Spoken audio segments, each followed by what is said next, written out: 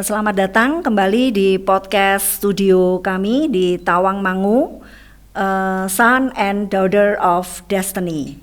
Selamat datang Ibu Christina Budi Harjo. Selamat datang di Tawangmangu di kampus Institut Teknologi dan Bisnis Kristen Bukit Pengharapan.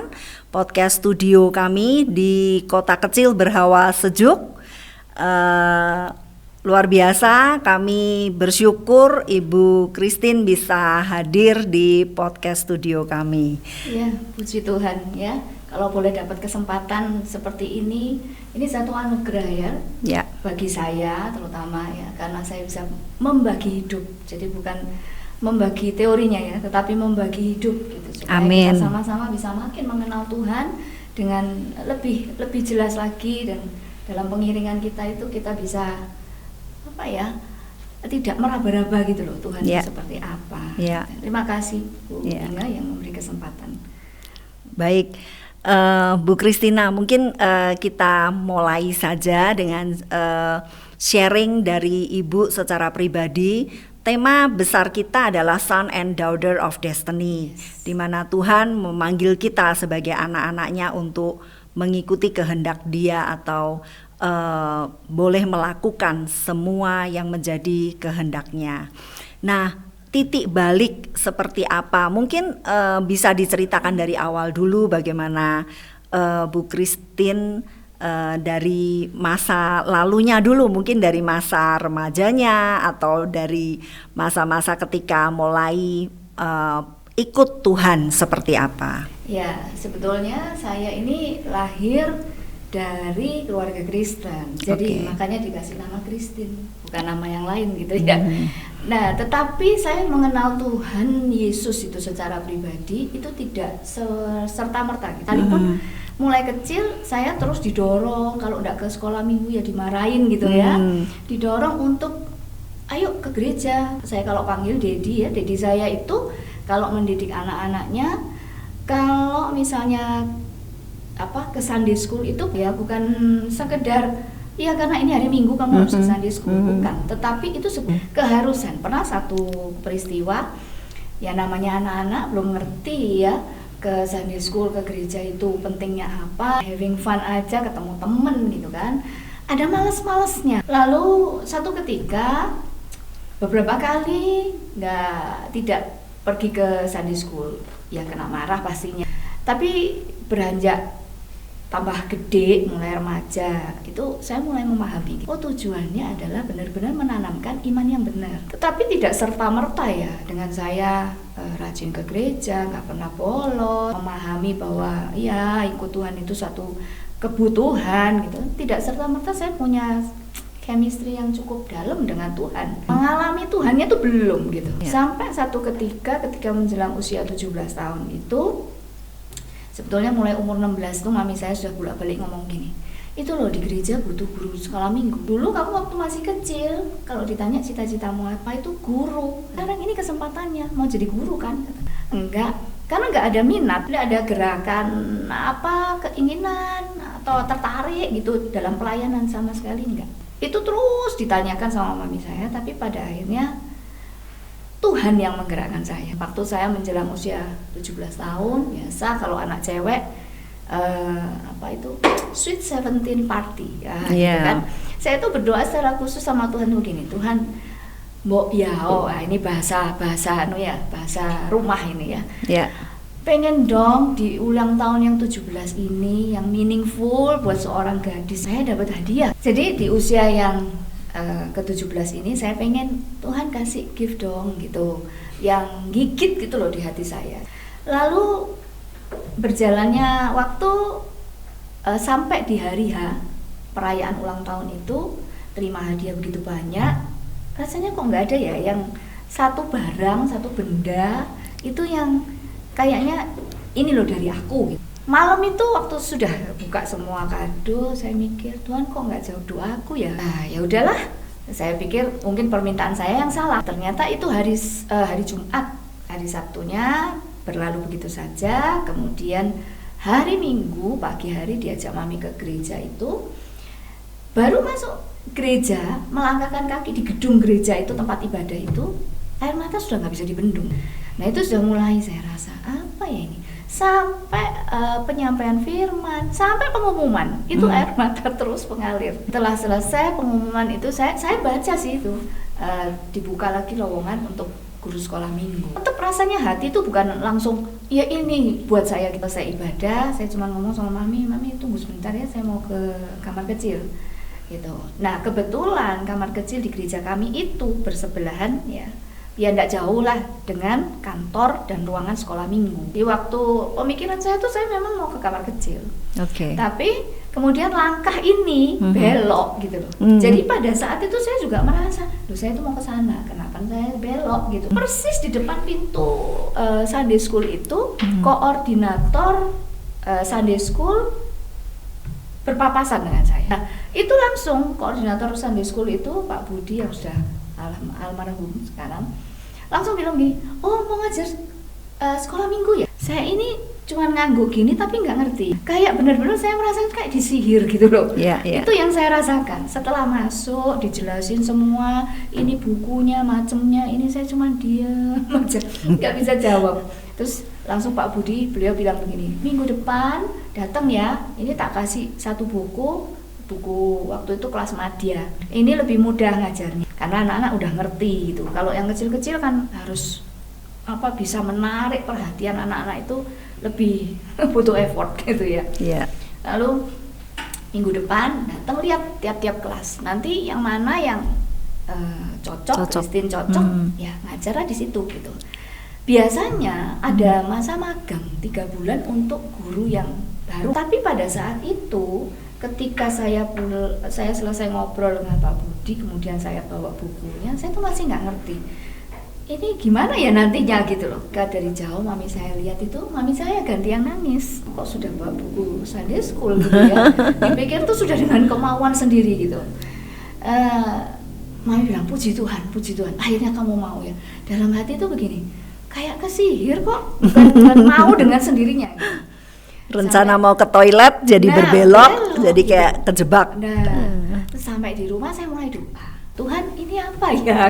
Lalu di hati itu rasanya kayak Tuhan tuh ngomong gini, katanya kamu minta kado. Loh maksud saya ya bukan ini. Maksud saya bukan ini. Kalau ini kan saya harus memberikan gitu loh, waktu saya, energi saya. Tapi maksudnya yang dari Tuhan untuk saya, ya ini. Jadi memang dari teenager ya sudah mengalami panggilan Tuhan sebenarnya ya. Tuhan memang sudah panggil dan memang mau pakai Bu Christine luar biasa. Kalau memanggil lebih tepatnya memaksa kali ya. Dengan sedikit memaksa dan dengan sihir-sihir gitu ya, rasanya itu. Nah setelah itu mulai nggak sampai 3 bulan. Jadi minggu depannya saya sudah lihat, saya bilang ya udah saya coba kelas madya. Lalu minggu depannya sudah disuruh mengajar gitu. Amazing. Oke, setelah itu perjalanan berikutnya adalah Bu Christine ketemu nih dengan suami ya. Pada saat itu sama-sama pasangan hidup. Guru Sunday School. Ketemunya di gereja itu, di Sunday School itu. Wah, tapi memang bukan untuk cari jodoh loh, bukan. I know. Memang berarti Tuhan trap di situ salah satunya untuk bertemu dengan Pak Roy ya. Itu luar biasa sekali ya. Kemudian singkat ceritanya berarti menikahlah. Oke, kemudian setelah itu Bu, ada pergumulan atau perjalanannya mulus-mulus saja atau ada sesuatu yang mungkin Ibu mau sharingkan? Ya, jadi sebetulnya kalau saya ceritakan tadi latar belakang, mungkin semua jadi tahu ya apa saya gitu ya. Kemudian saya mulai belajar untuk menekuni pelayanan itu, kemudian menikah, kami berdua masuk di departemen misi dan fokus kami ya memang melayani gitu. Setelah kami menikah, ada pergumulan baru. Dalam pelayanan kami sudah bisa beradaptasi lah. Tetapi saya juga masih belum ngeklik, belum ngeh gitu ya. Pemahaman saya tentang Tuhan sekalipun sudah melayani itu masih jauh ya dari yang seharusnya. Jadi aktivitasnya ya melayani, kalau dibilang melayani dengan hati iya sih, tetapi ada mindset yang harus diubah oleh Tuhan, itu yang saya secara pribadi belum menyadari. Sampai muncul satu pergumulan ketika kami sudah menikah dan belum dikaruniai keturunan. Di situ mulai saya mengalami yang namanya titik balik yang merubah gitu ya konsep atau cara berpikir saya tentang Tuhan. Jadi kalau dibilang Kristen mulai lahir mengenal Tuhan, cara kerja Tuhan, ya ketika saya mengalami satu proses di mana Tuhan tidak dengan segera memberikan keturunan. Itu ternyata Tuhan pakai untuk saya belajar tentang Dia. Iya, experiencing Tuhan secara pribadi tentang iman yang sejati itu. Iya, iya. Dulu saya diajarkan gitu ya, pada umumnya lah mengajarkan bahwa kalau gini, saya pengen ini, ya imani aja, perkatakan gitu kan, ya. Lalu kalau kamu dapat ini berarti imanmu berhasil. Kalau kamu bisa mendapatkan apa yang kamu mau, berarti imanmu tuh hidup. Berhasil, imanmu besar, sampai ada istilah iman besar kecil gitu kan. Padahal sebetulnya kan bukan sizingnya gitu ya, tetapi pengertian tentang iman itu. Nah, dengan pemahaman seperti itu, akhirnya dalam menjalani, boleh saya katakan penantian untuk keturunan itu saya dapatkan, buat saya seperti perang dengan pikiran sendiri ya. Berperang dengan antara, loh, saya ini sudah lakukan dong, semua yang diajarkan itu saya sudah lakukan, tapi kok nggak berhasil ya. Nah, satu sisi mempertanyakan, saya yang salah atau ajarannya yang salah. Itu berapa lama, Bu? 5 tahun. 5 tahun pertama? 5 tahun pertama. Oh, setelah 5 tahun memang belum dapatkan juga pergumulan? Belum. Jadi, itu 5 tahun pertama, di awal-awal tuh saya benar kayak monster. Karena begini, perang sendiri di dalam ini, kenapa saya sudah praktekkan semua yang diajarkan, tapi saya nggak dapat. Iya, iya. Intimidasi berikutnya, yang di sisi lain saya gini, loh berarti imanmu kurang gede. Berarti imanmu itu mati. Berarti imanmu itu nggak hidup dong, gitu. Nah, perang sendiri sampai akhirnya saya sendiri merasakan, saya ini kayak monster itu kelihatan dari reaksi saya. Itu yang paling jelas, reaksi yang pahit, reaksi yang rasa nggak puas itu, marah sama Tuhan, kemudian juga marah sama diri sendiri, gitu ya. Dan bersamaan dengan itu sebetulnya saya juga menjalani sih proses medis, dan saya tertolong sekali dengan dokter kandungan saya yang juga hamba Tuhan. Kalau memberi resep selalu 2 lembar. Satu ini resep yang untuk masalah kandungan saya, satu resepnya lagi isinya Mazmur, ayat-ayat firman Tuhan. Buat saya waktu itu nggak terlalu penting gitu ya, ini masalahku harus diselesaikan dulu gitu, firman tuh ntar aja. Selama ini aku praktekkan apa yang diajarkan, ya aku nggak dapet apa-apa. Ini gimana dulu solusinya gitu. Sampai dokter kandungan saya ngomong gini, sabar Christine ya, coba deh kamu belajar untuk flowing gitu ya, di dalam mencari apa sih maunya Tuhan sebetulnya. Gitu. Tapi kita tetap juga mengusahakan, Christine. Kamu jangan patah semangat kalau dalam usaha secara medis. Kamu harus belajar surrender. Nah, itu terus berjalan segala macam sampai terakhir itu saya sampai laparoskopi untuk melihat ada masalah apa sih sebetulnya. Awal masalah ditemukan itu di dalam rahim saya itu, dokternya kalau ngomong gini, kalau sakit bisa diobati. Kalau ada kesalahan teknis di dalam rahimnya bisa dibetulin. Tapi kalau kamu ini hormonmu sendiri yang menghasilkan sel telur yang nggak normal. Bukan ukurannya ya nggak siap untuk dibuahi gitu. Jadi sel telurnya keluar banyak tapi kecil-kecil. Jadi secara kedokteran pun sebenarnya tidak memungkinkan ya. Sampai tante saya bawa saya ke Singapura, profesor yang handle. Profesor yang di Singapura kan lebih tespleng gitu. Kalau ngomong lebih terang-terangan. Dia bilang gini, ya udahlah terima dirimu apa adanya, kamu memang diciptakan begini gitu. Kalaupun kamu punya kesempatan untuk memiliki keturunan, itu ya kesempatannya itu prosentasenya 0,00001%. Itu hancur loh hati saya. Jadi justru pulang itu dengan berkeping-keping rasanya. Tapi ya kembali lagi ke dokter kandungan yang di Indonesia ini terus menguatkan saya. Ini tetap kita usahakan secara medis, nyiapin spiritmu, nyiapin hatimu untuk apapun hasilnya. Nah, disitulah saya mulai merasakan ada keanehan karena respon reaksi saya udah nggak karu-karuan. Sebelum 5 tahun saya benar-benar lepaskan keinginan saya untuk memiliki keturunan, itu sempat seperti Tuhan itu menurut saya dalam tanda kutip mempermainkan gitu ya.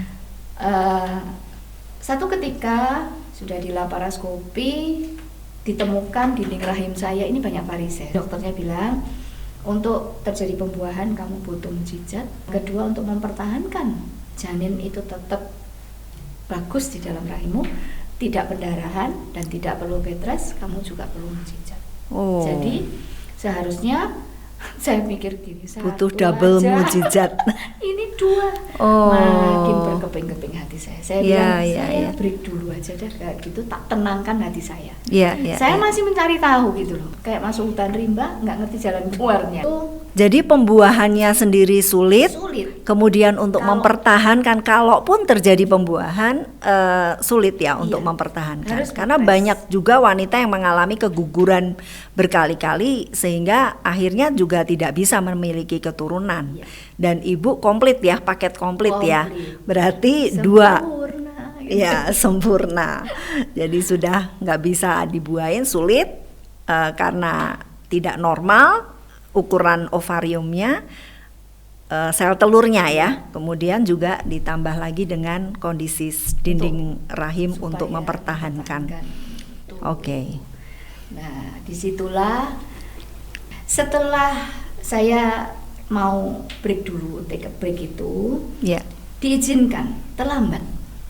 Wah, itu sudah rasanya iman gede lagi gitu. Terlambat. Saya mikir gini, oh ini ya mungkin ya, ini saatnya. Oh ya benar ya, kalau saya akan saya lepaskan keinginan saya, berarti nanti ini Tuhan jawab. Tapi kan salah juga pemahaman yang seperti itu gitu loh.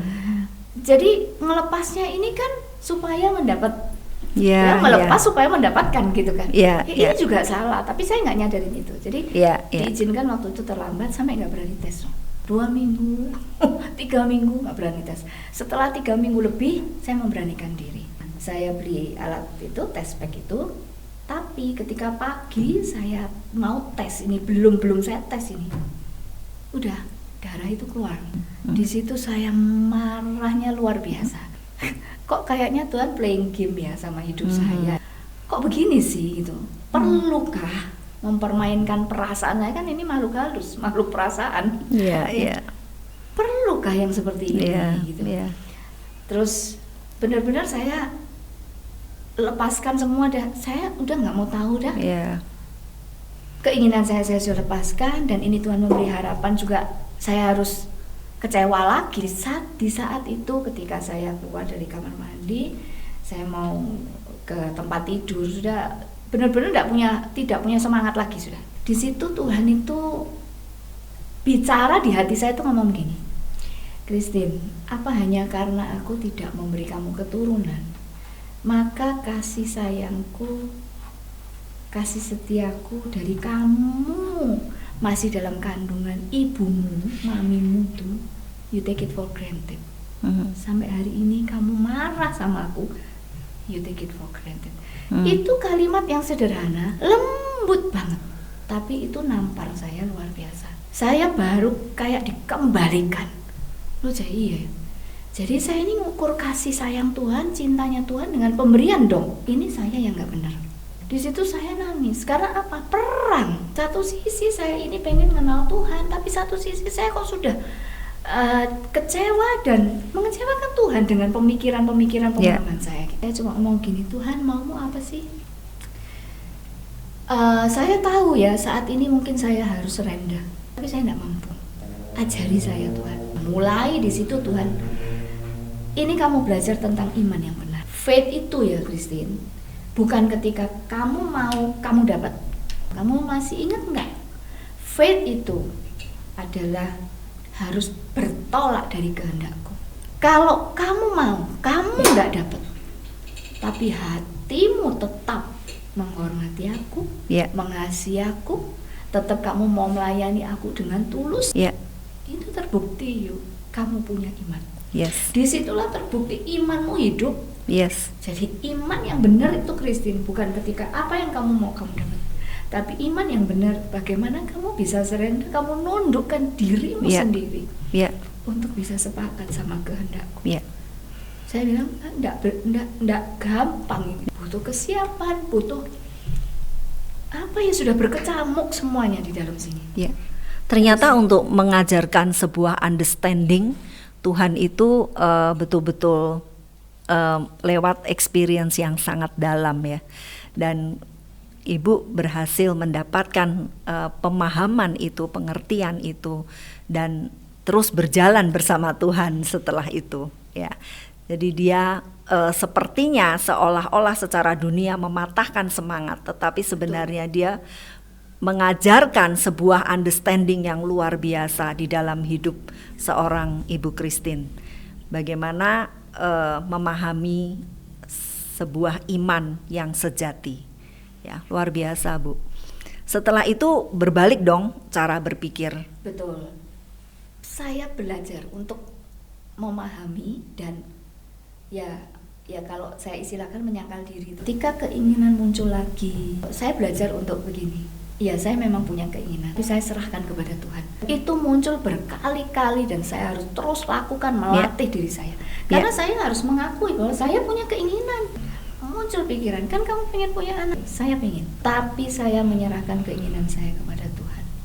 Nah, itu masih harus menunggu 5 tahun kemudian. Jadi Tuhan itu mau lihat apakah saya ini benar-benar sudah berubah gitu, permanen. Ketika benar-benar saya belajar untuk menghidupi iman yang sejati, bahwa iman yang sejati itu adalah iman meskipun, ya disitulah Tuhan lihat dan Tuhan kasih kok hikmatnya yang meneguhkan, yang membangun terus pengertian saya tentang iman yang sejati sampai benar-benar hati saya free. Satu titik saya bilang, Tuhan memberikan keturunan, saya mengucap syukur. Tuhan tidak memberikan keturunan, saya pun tetap mengucap syukur. Intinya saya menemukan bahwa saya menghidupi rencana Tuhan, bukan Tuhan melaksanakan rencana saya. Iman yang sejati adalah menghidupi rencana Tuhan, menghidupi tujuan Tuhan. Dengan anak atau tanpa anak, tidak ada bedanya. Dengan anak atau tanpa anak, everything is the same. As long as gitu ya, selama saya menemukan tujuan Tuhan dalam hidup saya, menghidupinya. Ya kalau orang katakan, oh nggak komplit, no, saya komplit, tanpa apapun saya komplit dan saya utuh ini sebagai seorang wanita. Baru setelah 5 tahun itu, ya sudah let go semuanya, Tuhan memberikan keturunan itu. Wow, setelah menunggu lagi. Berarti kan 10 tahun. 10 tahun, oke, 5 plus 5 lagi, oke. 5 tahun ini memaksakan kehendak.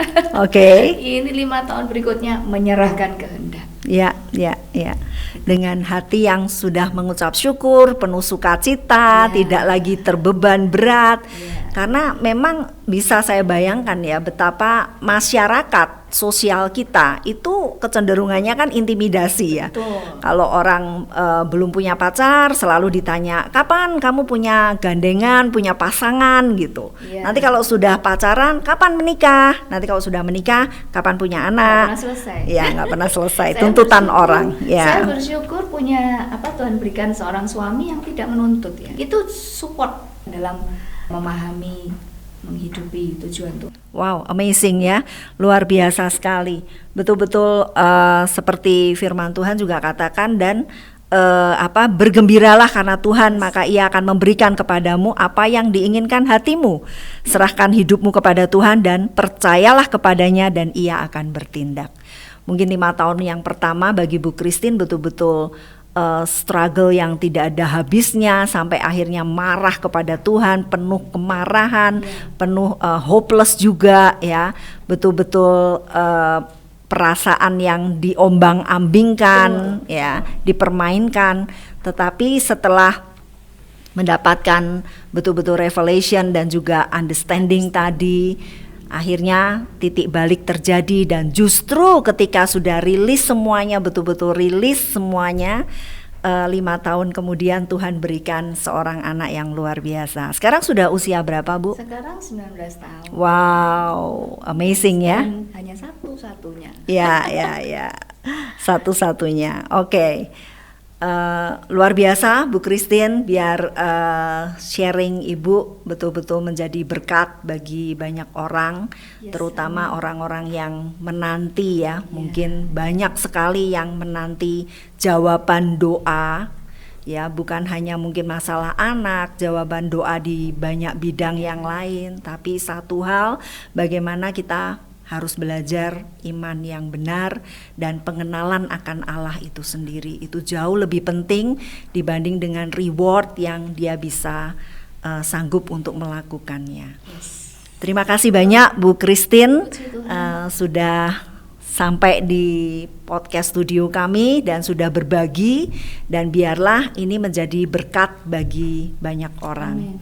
Ya, demikian sharing dari Bu Christine Budiharjo, dan kami berharap bahwa podcast kami bisa menjadi berkat bagi makin banyak orang.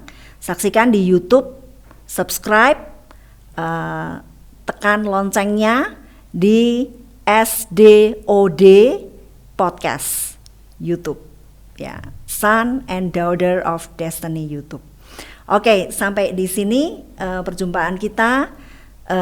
Salam damai sejahtera dari Tuhan menyertai Anda semua. God bless you all.